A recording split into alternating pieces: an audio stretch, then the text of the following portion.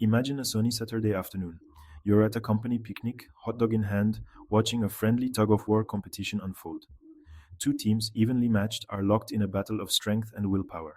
The rope strains, each side pulling with all their might. Suddenly, you notice something strange. One member of the team seems to be barely pulling. In fact, they're practically just going through the motions. This, my friends, is a classic example of social loafing. It's the tendency for individuals to exert less effort when working in a group compared to when they're working alone. We've all seen it, maybe even been guilty of it ourselves, but why does it happen and what impact does it have on our workplaces?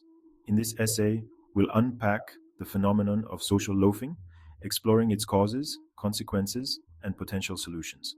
We'll delve into its impact on team dynamics, productivity, and individual well being. Most importantly, we'll examine how we can mitigate this behavior and foster a culture of shared responsibility and collective effort. Get ready to tug on these ideas because what you discover might just surprise you. Social loafing, at its core, is a diffusion of responsibility. When individuals feel like their contributions are less identifiable in a group setting, they tend to slack off. Think about it. When you're the only one responsible for a task, the pressure is on. You're accountable for the outcome. But add a few more people to the mix, and suddenly the pressure dissipates. This diffusion of responsibility is often compounded by a lack of clarity regarding individual contributions. When it's unclear who is doing what, individuals might feel less motivated to go the extra mile. After all, if no one's keeping track, why bother? Another factor contributing to social loafing is the perceived dispensability of one's efforts. In some group settings, individuals might feel like their input isn't truly essential. They might believe that the group can succeed without their full participation. Understanding the psychological underpinnings of social loafing is the first step toward addressing it. By recognizing the factors that contribute to this behavior, we can start to implement strategies to mitigate its impact. Now let's bring this concept into the workplace. Imagine a team working on a crucial project. The deadline is looming and the pressure is on. However, one team member consistently misses deadlines, contributes subpar work, and avoids pulling their weight. Sound familiar? This is social loafing in action, and it can have detrimental effects on team morale and productivity. When one person slacks off, it creates an uneven distribution of workload, leading to resentment and frustration among other team members. Moreover, social loafing can stifle creativity and innovation.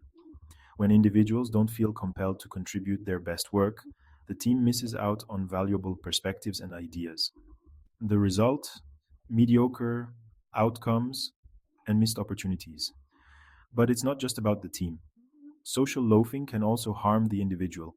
When people consistently underperform in group settings, they miss out on opportunities to develop their skills, showcase their abilities, and build their professional reputation.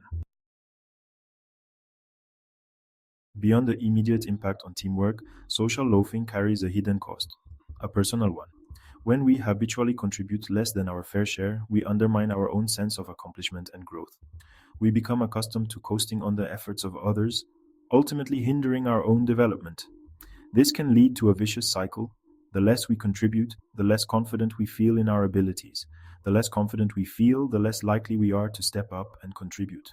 Moreover, social loafing can damage our relationships with colleagues.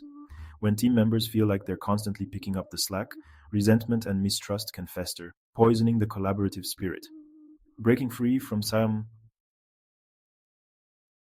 this cycle requires a conscious effort to recognize and address our own tendencies towards social loafing. It's about taking ownership of our contributions, no matter how small, and striving to add value to the collective effort. So, how do we combat social loafing and create a workplace where everyone pulls their weight? It starts with awareness. By understanding the dynamics of social loafing, we can identify it in our own behavior and in the teams we work with. Next, we need to foster a culture of accountability. This means setting clear expectations, defining individual roles and responsibilities, and establishing mechanisms for tracking progress and providing feedback. Equally important is creating an environment where everyone feels valued and heard. When individuals feel like their contributions matter, they're more likely to be engaged and motivated to contribute their best work. Finally, it's about celebrating successes as a team. Recognizing and rewarding collective effort reinforces the importance of collaboration and shared responsibility.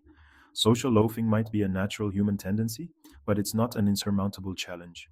By fostering a culture of accountability, collaboration, and individual responsibility, we can create workplaces where everyone pulls their weight and achieves their full potential.